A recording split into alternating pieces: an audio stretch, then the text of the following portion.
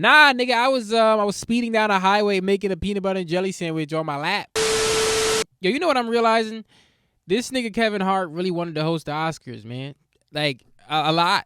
And I get it. I mean, I would have wanted to host the Oscars too, but like, give it a rest, man. This nigga keep talking about some damn cancel culture. Bruh, you're doing fine. You're one of the most successful fucking comedians of all time. Just, like, shut the fuck up. And, like, I'm kind of glad. This is one of the first times I'm kind of glad that this podcast is not that successful yet, because if it was, there'll be a whole bunch of niggas in my mentions talking about how, like, I'm hating on Kevin Hart and I'm not as good as him, and, like, who am I to talk about? It's like, yo, just shut the fuck up. Like, when we're at the point where we're quoting J. Cole talking about, I mean, just quoting J. Cole in general is a bad look for a nigga of his stature, of any stature, really.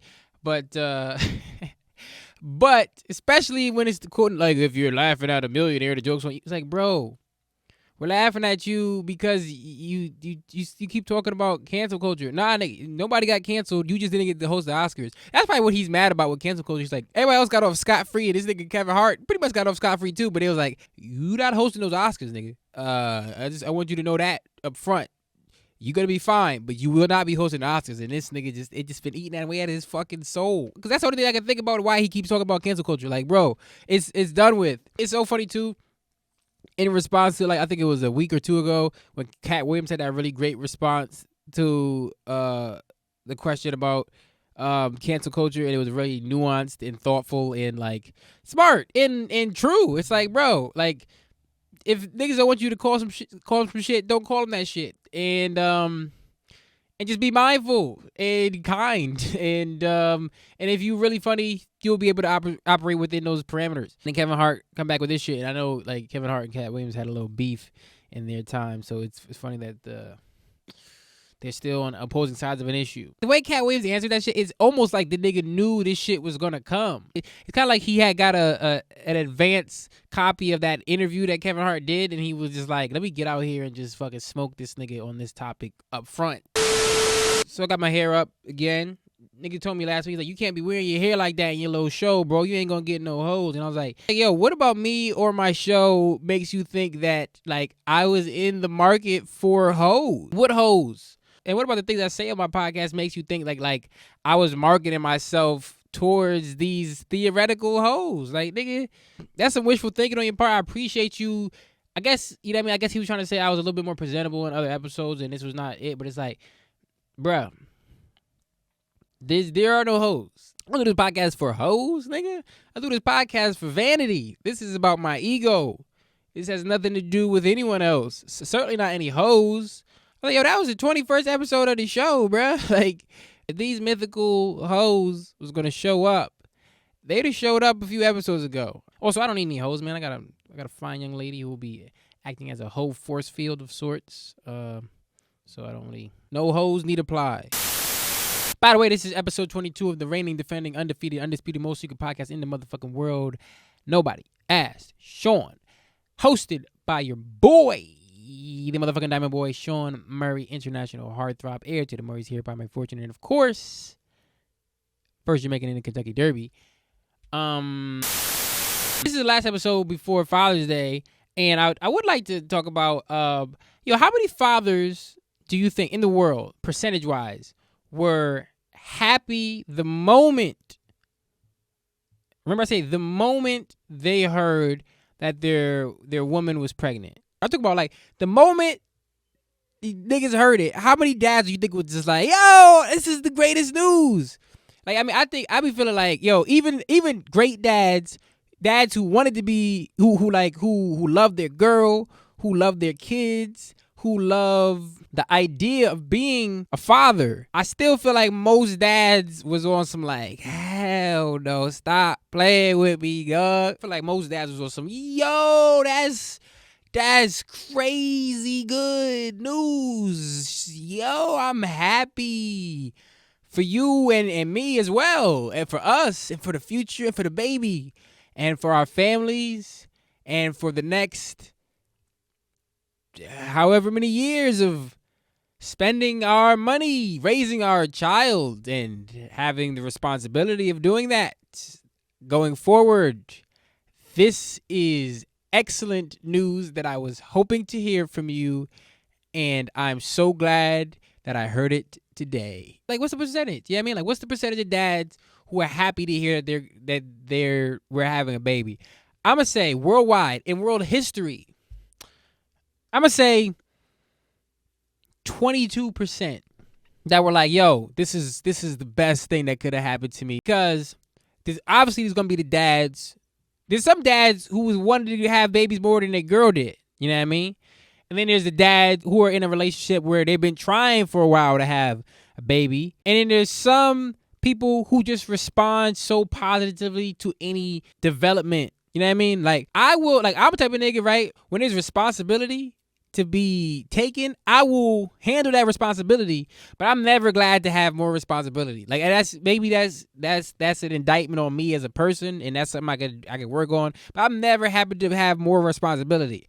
I will accept the responsibility and perform well in the role I've been given. I'm never like, yo, I can't wait to have more things to worry about and more, like, especially like a life.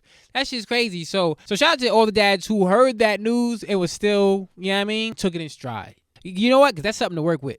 And a lot of people didn't have something to work with. It was nobody there. It was just a cloud of smoke.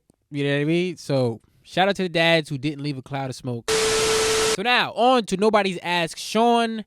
Send in your questions to nobodyaskedshawn@gmail.com or nobodyaskedshawn on Instagram. I'm going to start this week with the number one question that I've gotten on this show since the very beginning, which is some variation of, would you ever have a guest on? The answer to the question is, I mean, first of all, mind your business. Second of all, mind your business. And third of all, maybe. Basically, I would love to have a guest on, but like, who? First of all, who? You know what I mean? Who's gonna step up to the plate and who's worthy of stepping up to the plate? But second of all, or third of all, I don't know what number I'm on at this point. Most importantly, I'm trying to figure out what the fuck would that even mean for the show to have a guest on. If the show is called Nobody Asked Shawn, it's mostly a show about me. How would I incorporate guests into this fucking stew without altering the flavor? You know what I mean? Think about as a restaurant. You know what I mean? Like, this is my recipe, and then I add a new ingredient in. And it might be a good ingredient, but is it now the same stew? Niggas gonna be coming. If you ain't come to the restaurant in a little while, you can be, yo, I'm about to go get some of that stew. And then, I'm like, this is good, but it ain't what it was. Now, what you may be thinking is this. There's not even enough of an audience for this show for that to even matter. And you're right. But it's all about me. It's about my process. First of all, I record this shit in my motherfucking house.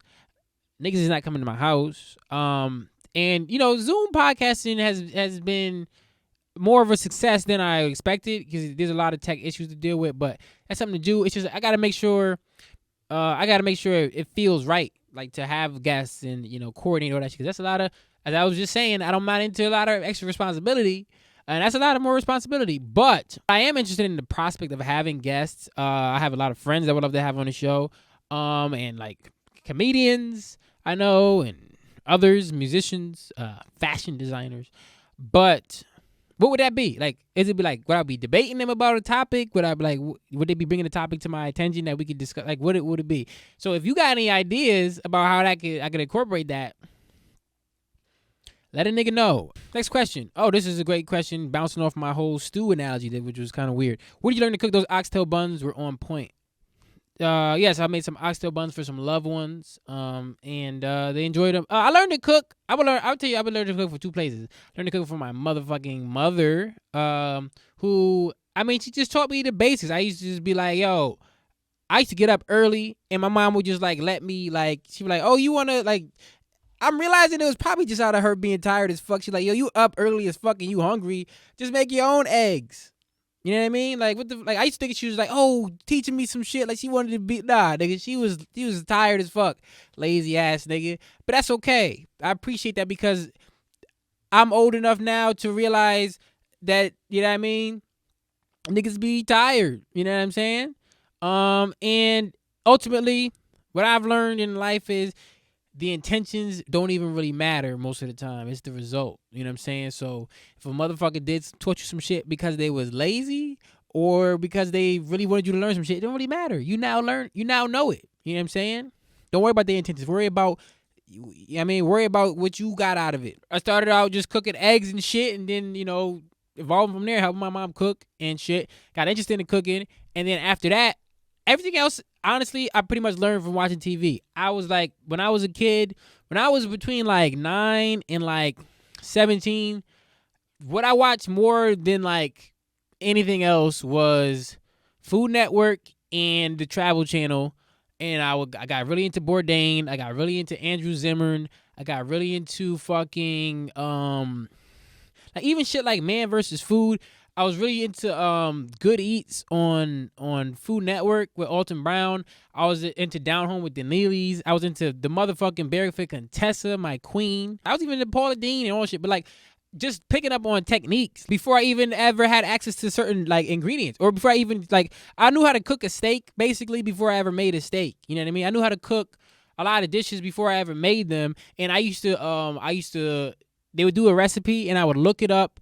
What I would do, I would write it down and then I would look it up on Google, and then I would print it out, and I had a whole stack of recipes. I lost most of them, but I had a stack of recipes. I was like, one day I'm gonna make these shits. And I remember one time I found this recipe for like a coffee rubbed brisket or some shit. And I was probably like 14 at the time. And one day I just like got the ingredients together and I made it, and that shit was wild good. I had never made anything close to that before in my life. Like I never even made steak before, I don't think. And that shit turned out mad good. I was like, I'm gonna just keep doing this shit. And then I ended up like, I love cooking.